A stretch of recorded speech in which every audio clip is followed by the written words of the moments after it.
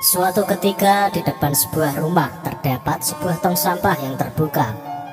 Gerombolan lalat nampak terbang berpesta di atas tong sampah tersebut. Ada seekor lalat yang melihat pintu rumah terbuka lebar.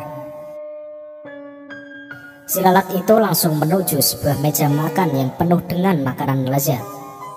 "Saya bosan dengan sampah-sampah itu," kata si lalat. "Ini saatnya menikmati makanan segar," katanya. Setelah kenyang, si lalat bergegas ingin keluar dan terbang menuju pintu kaca saat dia masuk tadi. Namun, ternyata pintu kaca itu telah tertutup rapat. Si lalat hinggap sesaat di pintu kaca itu, memandangi kawan-kawannya yang melambaikan tangannya, seolah meminta agar dia bergabung kembali dengan mereka. Si lalat pun terbang di sekitar kaca, sesekali melompat dan menerjang kaca itu. Dengan tak kenal menyerah, si lalat mencoba keluar dari pintu kaca. Lalat itu merayap mengelilingi kaca dari atas ke bawah, dari kiri ke kanan, bolak-balik. Demikian terus dan terus berulang-ulang, hingga akhirnya nampak lalat itu terkulai lemas terkapar di lantai. Tak jauh dari tempat itu nampak serombongan semut merah yang sedang mencari makan.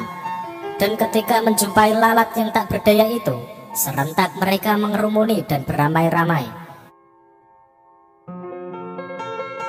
menggigit tubuh lalat itu hingga mati.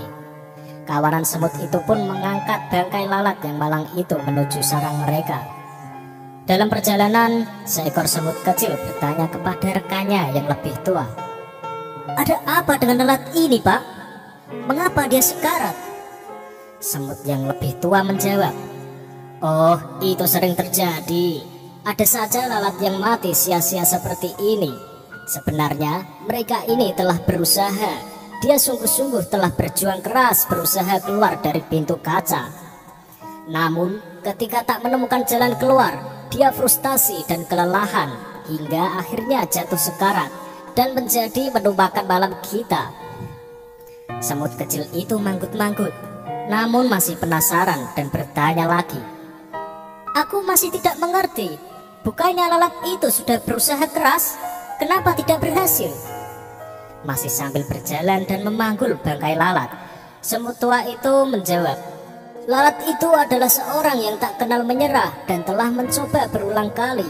Hanya saja dia melakukannya dengan cara-cara yang sama." Semut tua itu memerintahkan rekan-rekannya untuk berhenti sejenak, seraya melanjutkan perkataannya, namun kali ini dengan mimik dan nada yang lebih serius. "Hai anak muda, ingatlah jika kamu melakukan sesuatu dengan cara yang sama, tetapi mengharap hasil yang berbeda, maka nasib kamu akan seperti lalat ini.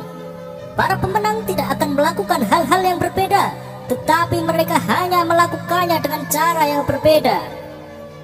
Lihatlah anak muda, di atas pintu kaca itu terdapat lubang ventilasi udara. Jika lalat itu konsentrasi dan membuka pikirannya, maka ia akan berhasil keluar." Dari cerita tersebut, kita dapat melakukan evaluasi pada diri sendiri. Apa yang menyebabkan kegagalan atau faktor hidup Anda berjalan di tempat atau tanpa kemajuan? Kenalilah sumber-sumbernya. Semakin Anda mampu merinci faktor kegagalan, maka semakin tajam Anda mencari solusinya, yang pastinya dengan cara yang berbeda.